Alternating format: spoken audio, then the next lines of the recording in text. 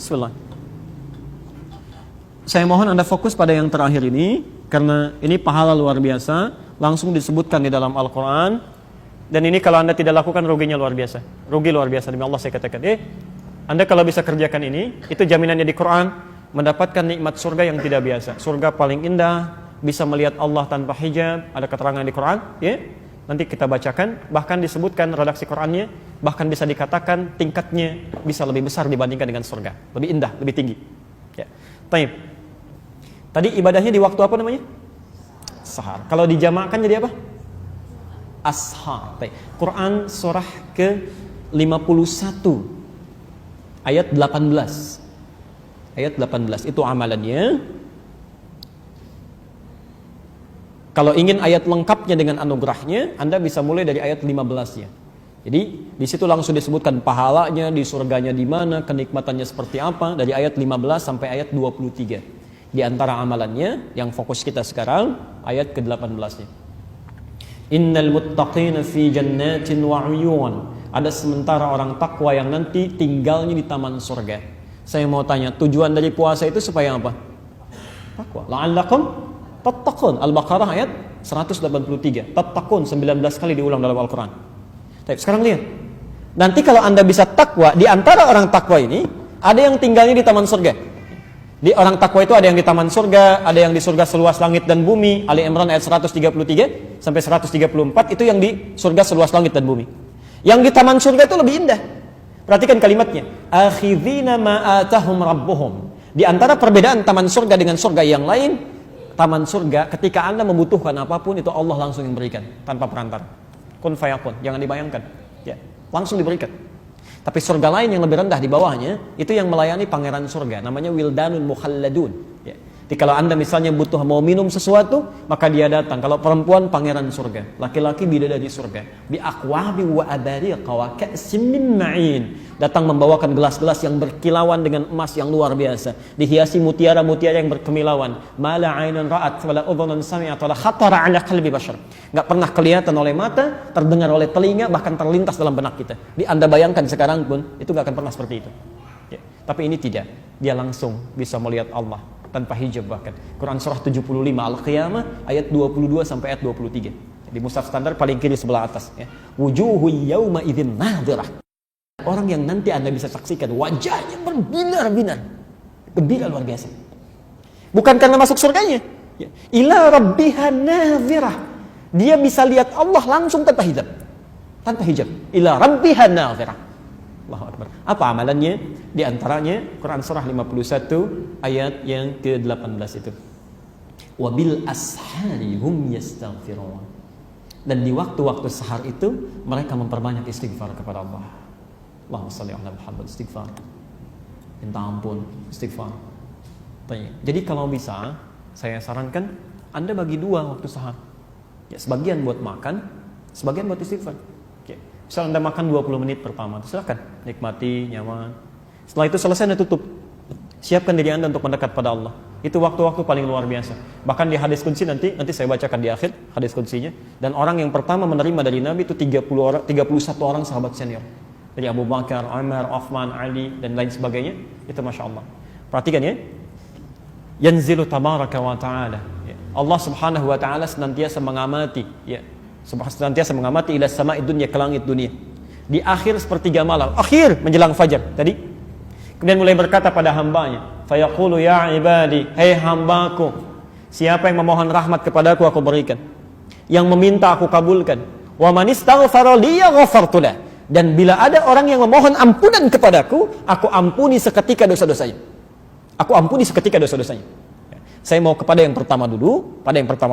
Jika Anda bisa maksimalkan di sini amalan Qur'annya, wabil ashari hum yastaghfirun. Mereka beristighfar. Maaf, kalau mereka itu satu orang atau dua orang?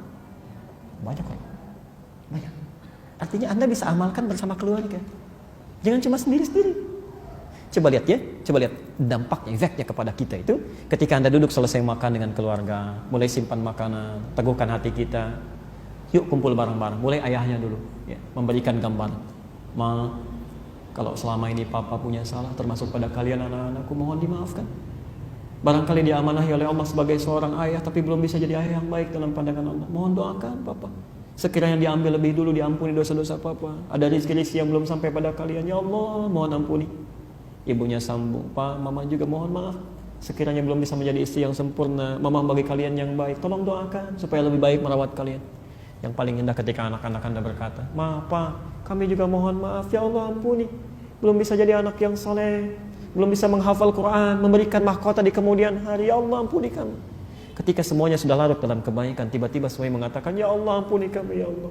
Ya Allah ampuni kami, Astagfirullahaladzim, Astagfirullahaladzim. Itu Masya Allah, turun ampunan Allah bagi satu keluarga itu. Ghafirallahu ma taqaddama min dhanbi. Selesai, diampuni dosanya. Ghafartulah kata Allah, diampuni dosanya. Kata Ibnu Qayyim Al-Jauziyah, jika Anda memiliki waktu yang sangat singkat tapi punya banyak permohonan, maka dahulukan istighfar, perbanyak. Ketika Anda diampuni dosanya, maka Allah akan mengabulkan permohonan Anda bahkan sebelum Anda memintanya. Sebelum Anda memintanya. Saya berikan rumus turunannya di Quran ya. Ini tidak mudah memahaminya. Quran surah 31, Quran surah 3 ayat 31. Posisi paling kiri di atas agak ke tengah sedikit. Qul in kuntum tuhibbunallaha fattabi'uni yuhibbukumullah wa yaghfir lakum dzunubakum. Lihat kalimatnya. Qul, ya. Allah menyampaikan, katakan Muhammad, in kuntum tuhibbunallaha, jika kalian serius mencintai Allah, ya. Fattabi'uni, buktikan cinta itu dengan mengikuti aku, ikuti Nabi. Ya. Jadi kalau Anda merasa cinta dengan Allah, ikuti Nabi. Ya. Bukan cuma sholatnya saja, ya. Tapi aktivitas kita, bangun, coba bagaimana lihat Nabi bangun tidurnya, makannya seperti apa, jalannya bagaimana, coba kita ikuti pelan-pelan. Kalau Anda bisa lakukan itu, lihat turunannya ya, yuhibbukumullah, Allah akan cintai kita, cinta Allah. Nah, sekarang perhatikan persamaannya. Ya, saya pernah terangkan ini juga dalam kesempatan yang lain. Kalau Allah sudah mencintai seseorang, maka ternyata yang pertama diberikan itu bukan dunia, bukan. Ya. Wa yaghfir lakum dzunubakum, Allah akan ampuni dosanya. Allahu Akbar, ampunan dosa. Jadi kalau Anda dicintai oleh Allah, maka pertama yang dilakukan diampuni dosa itu. Dah, sudah habiskan. Kamu nggak usah punya dosa lagi. Pulang. Ya. Bukankah kalau ada seseorang pernah punya salah pada Anda macam-macam dan minta maaf, yang pertama Anda lakukan kan memaafkan dulu ya. Kalau Anda sudah senang kan Anda bisa berikan apa saja. Masya Allah. Allah ampuni dosanya. Jadi kalau ada yang dicintai Allah, diampuni dosanya. Sekarang lihat sini. Sifat cinta itu selalu memiliki sifat akan selalu memberi bahkan sebelum diminta. Coba perhatikan, ketika anak Anda lahir, saking cintanya padahal dia nggak minta, pakaian dibelikan yang paling bagus, ada mainan yang paling bagus, bahkan nggak pengen Anda belikan juga, ya. Saking cintanya tuh. Ya. Bukankah setelah dewasa Anda tunggu sampai minta? Kadang-kadang belum dikasih juga. Ya. Jadi ketika semakin tinggi tingkat cinta, dia akan memberikan bahkan sampai tidak pernah dimintakan sebelumnya. Jelas sampai sini? Nah, jadi lihat persamaannya. Cinta Allah menghadirkan ampunan. Maka kata para ulama, orang yang persamaan terbaliknya, orang yang sering memohon ampunan kepada Allah, maka lebih cepat mendapatkan cinta dari Allah Subhanahu wa taala. Kalau dibalik, cinta menghadirkan ampunan. Berarti orang yang semakin lama, semakin sering minta ampun, semakin cepat mendapatkan cinta Allah Subhanahu wa taala. Kalau cinta Allah sudah datang karena sering istighfar, maka Anda jarang minta ampun, Allah sudah menyiapkan kebutuhan Anda. Ya. Coba mulai. Ya, barangkali kita diberikan kesempatan sampai malam kelima ini hanya sekadar Anda bisa melakukan itu. Bismillah, kenapa Anda tunda? Maksimalkan. Ya. Jangan banyak mainnya. Ibadi, khalaqtuka lil ibadah fala tal'ab. Kata Allah, hambaku, kamu ini saya ciptakan untuk ibadah, jangan banyak main. Jangan banyak main pada yang tidak penting maksudnya, pada yang tidak penting. Tapi godaannya tidak mudah ya. Ya, begitu Anda mau makan supaya suasana ada sedikit banyak, ya tidak terlalu sepi, Anda lihat TV ternyata racun semua di sini. Ya, coba lihat, perhatikan ya, yang tidak ada di luar Ramadan sampai ada di Ramadan. Orang tidak jelas tampilan macam-macamnya. Itu sesungguhnya ujian bagi kita. Matikan aja. Ambil suasana yang enaknya, manfaatkan. Cuma 10 menit kok. Nunggu besok lagi belum tentu hidup. Ya, mau kapan lagi kita ambil?